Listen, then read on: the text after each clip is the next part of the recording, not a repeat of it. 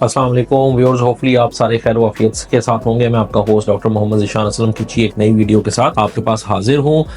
हम जो आज वीडियो बना रहे हैं ये इस मकसद के लिए है कि हम आपको बताएं कि जो खून की शरेयानें हैं टांगों में वो या कहीं भी और भी वो बंद हो सकती हैं और उसकी वजह से वहां पे खून रुक सकता है, उसकी रवानी रुक सकती है और सोजिश हो सकती है। याद रखें, खून की जो शरेयानें अल्लाह ताला ने बनाई हैं उनमें से कुछ शरेयानें तो वो हैं जो दिल से साफ खून जुज तक लेके जाती हैं, हाथों तक, पैरों तक, गुर्दों तक, जिगर तक, दिमाग तक। कुछ हैं जो वहां से इस्तेमाल शुदा खून वापस लेके आती हैं सफाई के लिए, ताकि वो जिगर से होता हुआ फिर फेफड़ों से होता हुआ दिल में आए और वहां से दोबारा साफ होके पूरे जिस्म को खून तरसील किया जाए। तो याद रखें कि ये दोनों किस्म की जो नाड़े हैं, अगर जो शरेयानें हैं उनमें अगर खून बंद होगा तो मुख्तलिफ किस्म की बीमारियां होंगी। आज जो हम डिस्कस करना चाहते हैं वो डीवीटी है या डीप वेनस थ्रोम्बोसिस है। ये ऐसी शरेयानें हैं जो कि पांव के अंदर, टांगों के अंदर होती हैं और ये जो गंदा खून होता है, इस्तेमाल शुदा खून होता है, उसको वापस लेके ऊपर आती है। याद रखें, अगर ऐसी शरेयानें बंद होती हैं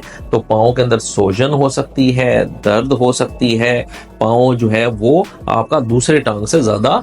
सूजा हुआ महसूस हो सकता है। इनकी वजूहात क्या है? बहुत देर तक बेड पे लेटे रहना, ऐसे मरीज जो बेड बाउंड हैं, जो चल फिर नहीं सकते हैं, वो बेड पे पड़े रहें तो उनकी खून की रवानी उनके अंदर रुक सकती है। इसी तरह ऑपरेशन बड़े जितने भी हैं वो सारे जब होते हैं तो मरीज क्योंकि पड़ा रहता है ऑपरेशन थिएटर में और फिर वो हाइपर कोगुबल स्टेट्स होती हैं तो उनके अंदर हमल के दौरान ये वाली शरेयानें बंद हो सकती हैं। बहुत ज्यादा जो frequent and long air travel होता है, जहाज के अंदर जो सफर है बहुत लंबा, उसके दौरान भी जब मरीज बैठे रहते हैं तो ये शरेयानें बंद हो सकती हैं। तो उसका तरीकाकार क्या है कि अगर कोई ऑपरेशन है तो हम किसी मुस्लिम डॉक्टर से वो कराएं ताकि वो उसके लिए पहले ही आपको दवाइयां डाले कि आपको डीवीटी डेवलप ना हो। अगर कोई पेशेंट ऐसा है जो बेड पे बाउंड है और वो चल फिर नहीं सकता तो उसकी वर्जिश कराएं, टांगे लटका के कभी वो नीचे बैठे, उसकी वर्जिश करें ताकि खून की रवानी जो है वो चलती रहे। अगर एयर फ्लाइट में आप ट्रैवल कर रहे हैं, जहाज के जरिए ट्रैवल कर रहे हैं और आपका जो ट्रैवल डिस्टेंस है वो बहुत ज्यादा है तो फ्रीक्वेंटली कुछ देर के बाद वॉक करें जहाज के अंदर, वॉशरूम तक जाएं, पानी का ज्यादा इंटेक करें। फिर कुछ दवाइयां ऐसी होती है खासतौर पे हार्मोन्स के रिलेटेड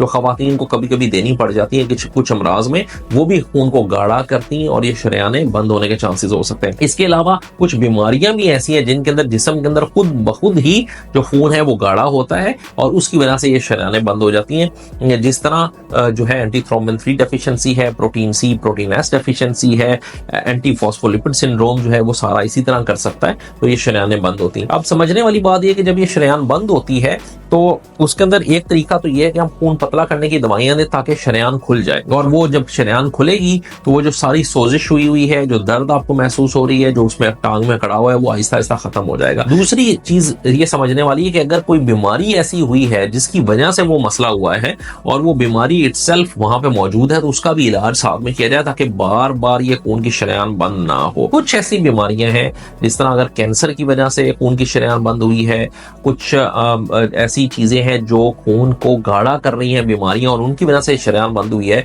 तो कभी कभी हमें लंबा अरसे के लिए या फिर पूरी जिंदगी के लिए भी ये दवाइयां जो खून पतला करने वाली हैं वो देनी पड़ सकती हैं। इसका नुकसान क्या है कि अगर वहीं पर हम खून की शरेयान को बंद पड़ा रहने दें तो नुकसान क्या है? एक तो वो वाज़ेह नुकसान है कि पाँव सूज रहा है और उसमें दर्द हो रही है और चलने फिरने में मसला है। दूसरा ये है कि कभी ये भी हो सकता है कि वहां से वो जो खून जमा हुआ लोथड़ा है वो निकले और वो निकल के फेफड़ों के अंदर जाके फंसे। ये याद रखें कि ये जो खून है क्योंकि ये वापस आ रहा है, इस्तेमाल शुदा खून है, तो ये पहले सफाई के लिए फेफड़ों में जाता है और फेफड़ों से सफाई होने के बाद ये दिल में आते हैं और दिल फिर आगे पूरे जिस्म में सप्लाई करता है। तो अगर ये लोथड़ा वहां से निकलेगा तो ये फेफड़ों में फंसेगा और वो सांस की तंगी करेगा और मौत वाकया भी हो सकती है। इस चीज को हम पल्मोनरी एम्बोलिज्म कहते हैं और पल्मोनरी एम्बोलिज्म ही सबसे बड़ी कॉम्प्लिकेशन है डीवीटी की, जिसको पेचीदगी है डीवीटी की, जिसको बचाने के लिए ये सारा हम डॉक्टर हजरात काम करते हैं। सो हमने पानी ज्यादा पीना है, चलना फिरना है, बिल्कुल हर टाइम पे बेड पे नहीं, लंबे अरसे के लिए 3-3 4-4 दिन जी बेड पे ही लेटे हुए हैं, कुछ नहीं कर रहा है, वो करना है। अगर आप कोई हार्मोन रिप्लेसमेंट हमारी खवातीन